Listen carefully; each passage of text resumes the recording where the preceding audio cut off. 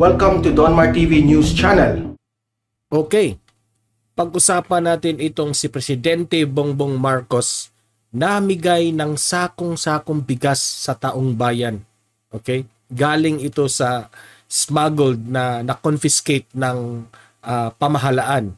Okay? Yan, pag-usapan natin yan. Pangalawa nating pag-uusapan ay itong pari na tinanggal sa serbisyo dahil sa kalaswaan. Grabe ito, nakakahiya ito guys. Yan ang dalawang topic na ating pag-usapan. Pero bago ang lahat, help me na i-like at i-share itong video natin sa Facebook at sa YouTube, itong Donmar TV para kakalat naman ito sa taong bayan, marami ang makarinig. Okay? Sabay-sabay nyo mag-like and share sa video na ito. 1, 2, 3, go! Thank you. And also guys, i-subscribe, i-follow ang Donmar TV sa Facebook rin at sa YouTube para lagi kayong updated sa mga balita na kagaya nito. Okay?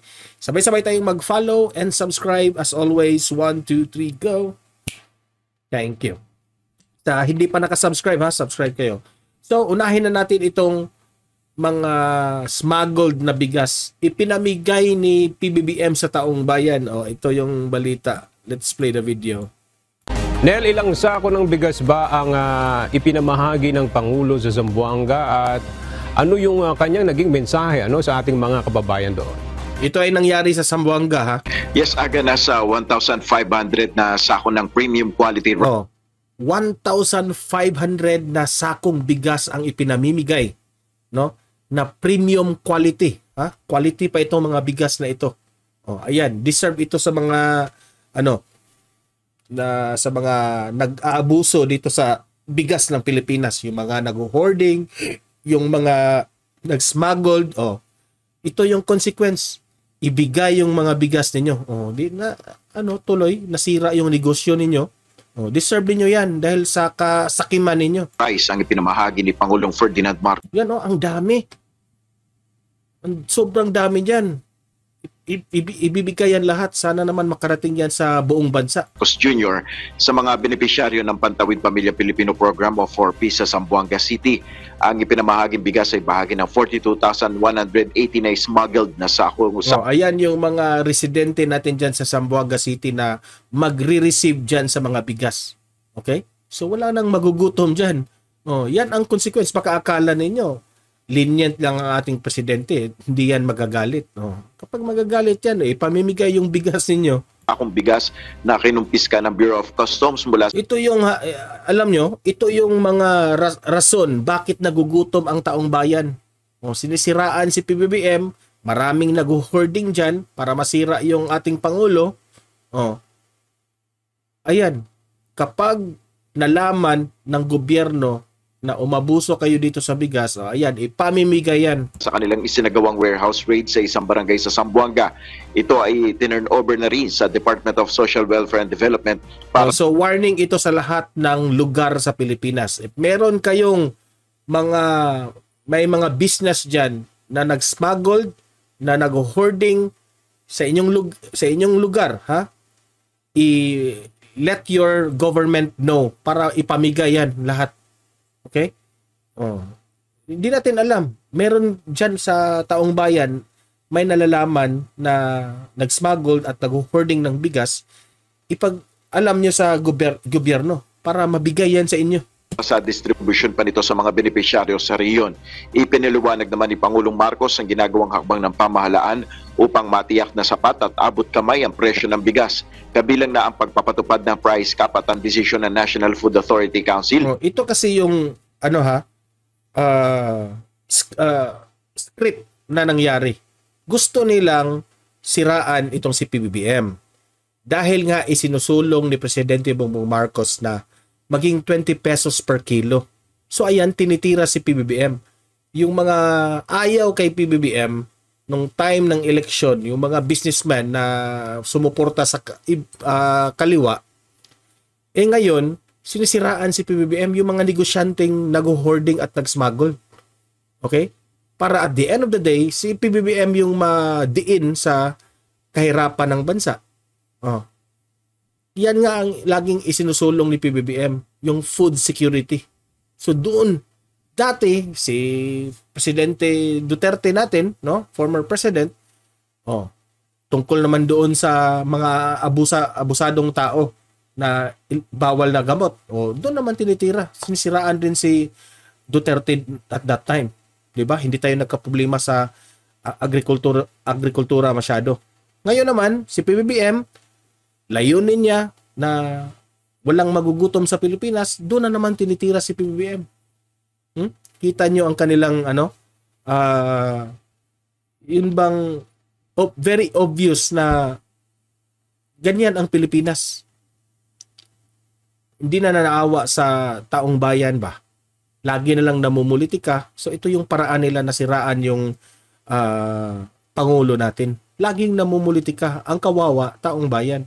So ayan, isinusulong ni PBBM na kapag mahuli ang mga abusado dyan sa bigas, ayan ang gagawin. Nataasan ang buying price ng palay. Ngayon nag-aalala ang mga magsasaka. Paano naman kami? Dahil kung mataas ang price cap, mababa rin ang benta namin ng aming palay. Kaya nagkakaproblema kami dahil ang NFA bumibili lamang, ang authorized lang sila bumili 19 pesos. Sabi ko, nung nakikita ko, sabi ko, baka mahirapan ng kumita yung mga magsasaka. Kaya kahapon lamang ay pinalitan natin at ginawa natin ang pagbili ng NFA 16 pesos to 19 pesos para sa wet na palay at 19 pesos hanggang 24 para sa dry na palay. Kaya tataasan natin ng pambili para sa mga farmer. Kita mo yan ang kanyang ginagawa sa Pilipinas. Strategic plan yan na para bumababa yung presyo ng bigas. Kaugnay pa nito na mahagi pa ng iba't ibang tulong ng pamahalaan si Pangulong Marcos sa naturang probinsya. Yan muna ang ating update. Balik sa iyo, Aga. Nel, bukod sa Zamboanga, dahil doon nga nakumpiska itong mga bigas, meron bang ibang mga lugar o mga kalapit na lugar sa Zamboanga yung maaaring mabahaginan pa rin itong mga bigas na ito, Nel? Base sa ating impormasyon, Aga, sa buong region na ito na particular dyan sa Mindanao, yung iba pang mga beneficiaryo ng 4-piece ay maaaring makinabang dito sa... So I hope na itong balita na ito, aabot rin ito sa ibang bansa, sa ibang lugar ng Pilipinas. Dahil marami rin, hindi lang dyan sa Zamboanga ang naghihirap tungkol sa bigas. Buong lugar na parte ng Pilipinas namumblema dito sa kakulangan ng bigas at dahil nga nagmahalan itong bigas. Okay? So, ayan, pasalamat tayo kay PBBM. Warning ito sa mga abusado dyan, mga hoarders, mga smugglers. Ayan. Punta tayo sa second topic natin. Itong pari na tinanggal sa serbisyo. Okay? I-play natin itong video, ang buong detalye tungkol dito. Okay? Magre-react tayo. Pinatanggal ni Pope Francis sa serbisyo ang isang pari sa Eastern Samar. Si Pope Francis pa talaga ang nagtanggal sa kanya. Dahil sa alegasyon ng sexual abuse sa mga menor de edad. Grabe. May buwelta naman dyan ang pari. Nasa frontline ng balitang yan, si Rainiel Pawid. Mismong ang news website ng Catholic Bishops' Conference of the Philippines ang nagbahagi ng sulat na ito. Nakasaad na pinatalsik na bilang pari si Pio Aclon na huling ito yung pangalan ng pari, Pio Cultura Aclon, no? Pero in fairness to him, hindi muna tayo maghuhusga dahil this will be investigated pa kung totoo ba ito hindi, no? Para naman in fairness sa kanya, no, na nagbabalita tayo. So yan, ang Pope Francis ang nagpatanggal sa kanya. Okay? Sa Minor Seminary sa Borongan, Eastern Samar. Bagamat hindi nakasaad sa liham ang dahilan, ayon sa CBCP News, nag-ugat ang pagkakasibak sa akusasyon ng sexual harassment laban kay Aclon. May basbas daw mismo ng Santo Papa ang kanyang pagkakasibak. Dahil dito, hindi na raw maaaring magmisa o magsagawa ng anumang tungkulin ng pari si Aclon. Dapat lang kung napapatunayan yan na talagang ginagawa niya, no? Ito hindi ko inakusahan itong pari na ito na talagang ginagawa niya ito. dahil i-investigate pa ito, no? Pero kung totoo man na ginawa niya ito, wala na siyang right para mag-conduct ng misa o mass, 'di ba? Nakakahiya na. Yung dignidad mo, yung reputasyon mo sirang-sira na. So wala tama lang na pinatalsik ito ng Pope natin. Sinubukan ng News 5 na kunin ang panig ni Aclon, ngunit hindi siya sumasagot sa aming mensahe. Hindi siya sumasagot. Anong ibig sabihin dyan? Kaya ako, no? Kung pari man ako, no? Hindi naman tayo nagmamagaling, hindi tayo nagmamalinis. Kung talagang wala kang kasalanan, no, na ginagawa, talagang harapin mo yung mga media. Para isalba mo yung sarili mo. Di ba? Pero ewan ko sa kanya, no? Iba-iba naman tayo ng reasoning bakit hindi siya sumagot sa media. Pero kinwestiyon niya ang kautusan sa ilang Facebook post. Hamon niya sa Diocese of Borongan ilabas ang sulat na may basbas mismo ni Pope Francis sa loob ng 10 araw. Dapat din daw ay direktang nakipag-ugnayan sa kanya at kanyang legal counsel at hindi na ipinost pa sa social media ang anunsyo. Sa hiwalay na FB post nila, if ako sa inyo, itong si Father Alcon, no? Kung ako sa inyo, pinatalsik ka na, huwag ka nang humingi ng ebidensya na talagang si Pope Francis ang nagtanggal sa iyo. Ako pa sa inyo, exit ka na. Be humble na lang. Kasi parang ipinalabas mo na parang hindi mo ma-accept, hindi mo matanggap, no? Nagmamalinis ka. So, if I were you, malis ka na lang dyan. Kung merong investigasyon, mag-explain ka sa iyong sarili kung ano ba talagang nangyari. Kung totoo namang ginawa mo yan, wala na tayong magagawa dyan. Talagang deserve mo yung mga punishments. may pinatutsadahan din ang pinatalsik na pari. Aniya, talamak ang sexual abuse sa hanay ng mga pari sa Borongan. Pinagtatakpan at kinukonsinti lamang. Ito. Dahil nagkasala siya, dahil dito, parang dinamay niya na lahat. Ito ng mga namumuno. Wala pa naman tugon ng Diocese of Borongan sa post na yan ni Aclon. Sa isang text message, tingnan mo siguro inakusahan siya ng kalaswaan na yan. Ngayon, dinamay niya yung iba. Dinamay niya. Bakit? Yan ang tanong, bakit niya dinamay yan? page naman sa News 5 inilahad naman ng Eastern Samar Police na wala pa silang natatanggap na formal na reklamo ng sexual harassment laban kay Aclon. Nagbabalita mula sa front. Okay. So, itong reaction ko dito, no? Siguro maraming pari ang gumagawa nito ngayon na hindi pa naisa publiko. No? Sa akin lang,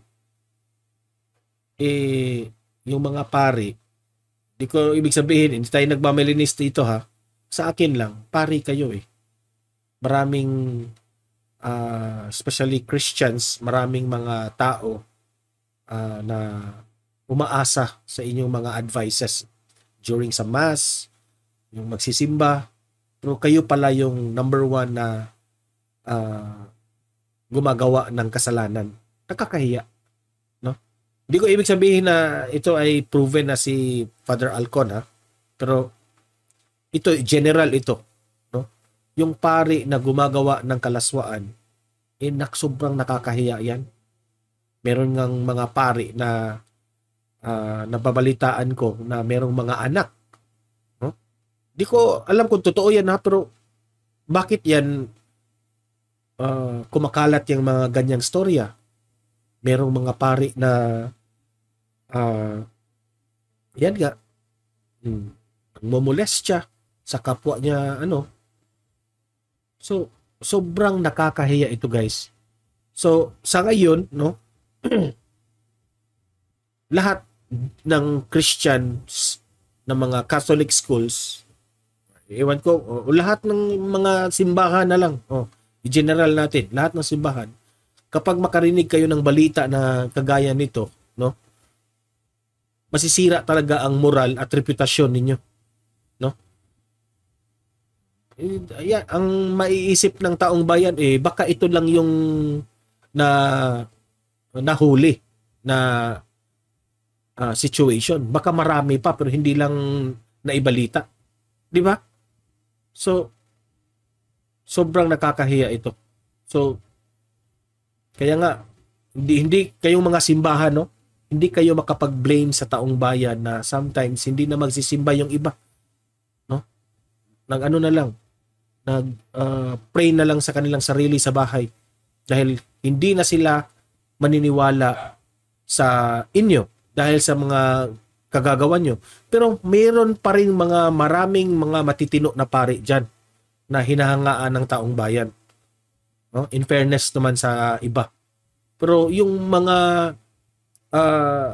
yung matitino na mga pari nadadamay dahil sa mga kalokohan ng ibang pari. 'Di ba? So, yun lang ang ating reaction dito. Lahat madadamay tungkol sa ginagawa nila. So, kayo mga audience ko dito, libre kayo mag-comment, mag-react tungkol sa issue na yan. Pag-usapan natin ito sa comment section. Anong masasabi nyo? Okay? At magre-reply tayo sa magandang argumento dyan. Okay? Like and share this video para kakalat ito sa taong bayan. I-subscribe, i-follow itong Don Mar TV para lagi kayong updated sa mga balita na kagaya nito. Okay? See you in my next video. Have a great day. God bless inyong lahat.